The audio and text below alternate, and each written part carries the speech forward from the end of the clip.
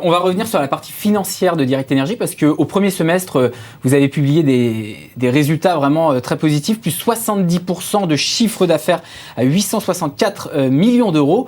Parmi en fait ce qui tirait votre croissance, je disais dans un article des Échos d'ailleurs que c'était notamment grâce à la fin des tarifs réglementés pour les entreprises et les collectivités locales. C'était notamment une des mesures permises par la loi Hamon de 2014.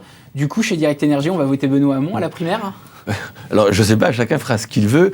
Je ne sais pas si c'était l'objectif de Benoît Hamon que de générer de la croissance chez Direct Énergie, mais en l'occurrence, la fin des tarifs réglementés pour les entreprises et les collectivités, ça a été une très bonne nouvelle. Toutes les entreprises et les collectivités qui n'ont plus de tarifs réglementés à la fin de l'année dernière ont fait jouer la concurrence, ont fait des économies, ont choisi pour certaines un nouveau fournisseur.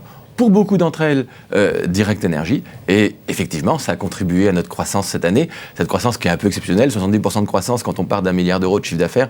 C'est évidemment assez extraordinaire.